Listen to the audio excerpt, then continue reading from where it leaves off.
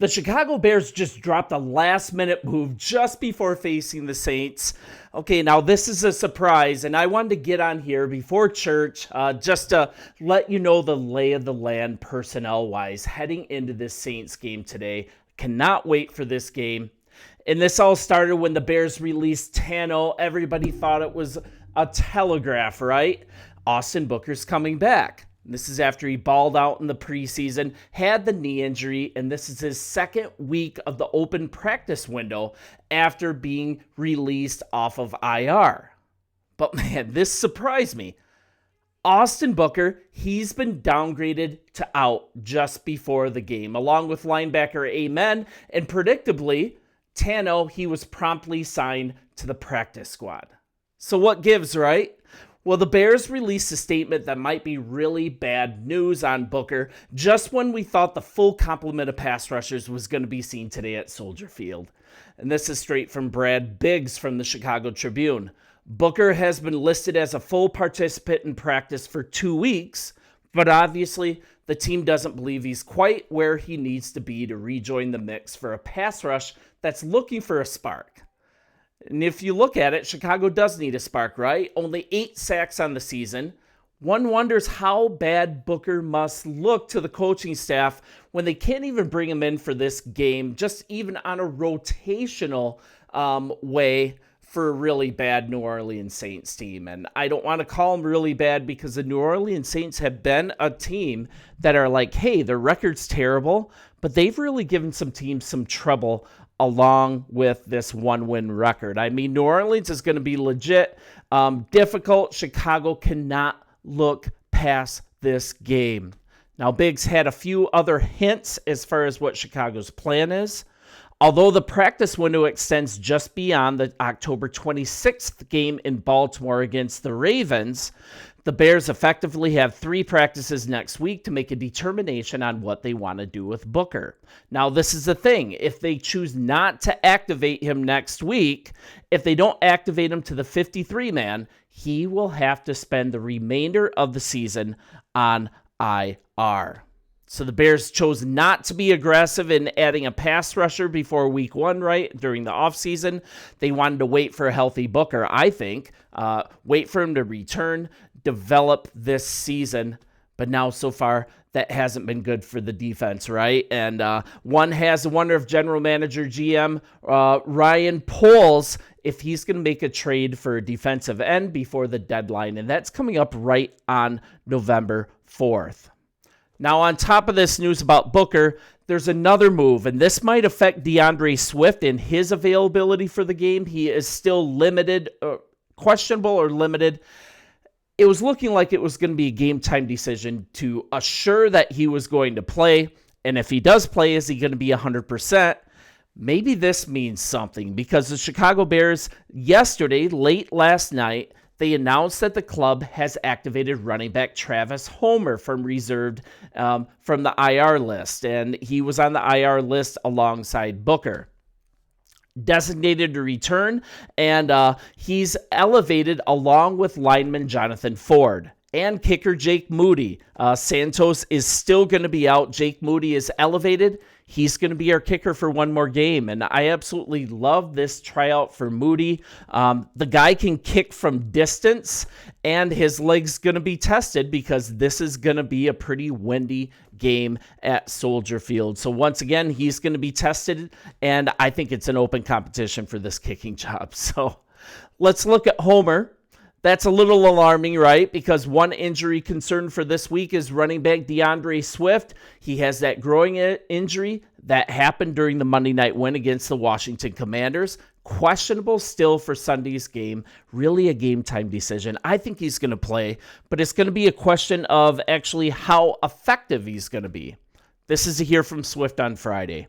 It's something that happened in the game. That's it. Wednesday, we had a walkthrough. So I did the whole walkthrough and was limited yesterday.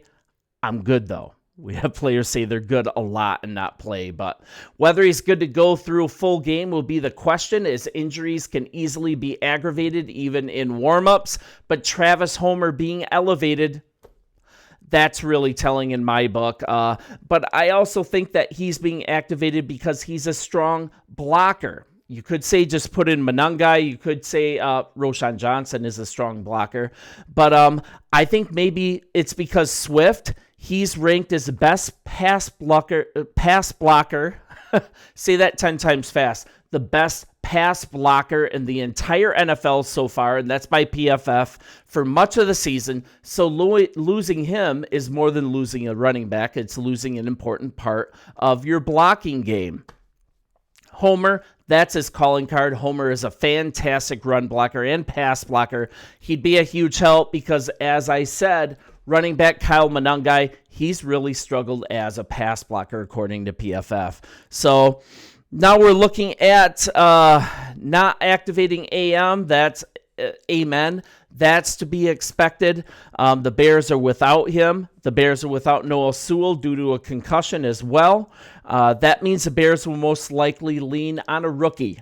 Another rookie. You haven't heard his name in a little while. Ruben Hippolyte II. He's going to be there for strong side help when they use someone at this position, and that's because Noah Sewell, he is out with a concussion after that kind of scary hit during that Redskins game. So, I said Redskins. To me, they're always going to be the Redskins. To me, it's always going to be Twitter, not X. I'm a grumpy old man, so deal with it. So they're likely going to go nickel defensive packages more than base, but against the Saints, more base. That might be necessary because New Orleans has run the 10th most times in the league. They're predominantly a running team. And Hippolyte, he's played in 4 games, just 18 snaps, I believe, on defense. And the 5th linebacker is going to be DeMarco Jackson, and he's a former Saints player. Hopefully that's not someone that we have to use a lot. That this front, it measures up to the task. So no Booker. Once again, that leaves only one more week in the 21-day window. Otherwise, he's going to be shut down for the year. What are we losing here? Because we see flashes in the preseason all the time. I never want to react to a flash in the preseason, but this is a guy that led the NFL with 4 sacks in the preseason. And the club has been super optimistic that he can make an impact in his second year, but we are not activating him over this last practice. So that means over the next week, the Bears are probably going to have 3 practices to assess what they have in Booker if he is ready to rejoin this team. And I think also with the Homer elevation, he's primarily as well going to be a boost for special teams. Special teams coordinator Richard Hightower, he has stated that Homer is one of the best special teamers on the entire team. And then this is the 3rd consecutive game that the Bears have elevated Ford from the practice squad. And the max times a player can be flexed to the game day roster. If the Bears want to utilize Ford moving forward, he played 16 snaps against the Commanders. If he's elevated again, he's going to require a spot on the 53. You can't just keep bouncing back and forth indefinitely. The team could definitely use Moody next week in Baltimore as this practice squad elevation as well and get away with not activating him full-time to the 53. It might get to a point that the Bears might have to consider carrying 2 place kickers on their 53-man roster. Santos, he has not been placed on IR. It's clear they don't believe it's going to come to that.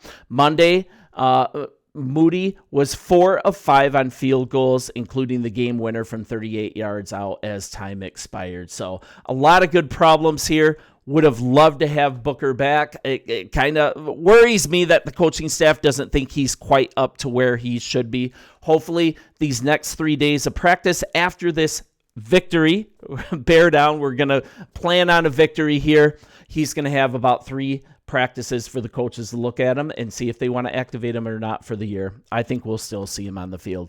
Bear down. Enjoy the game today. It's going to be kind of windy weather, but I think the Bears can handle it, and I'll continue to be here on the daily with Bears news for you. And enjoy the game. Bear down.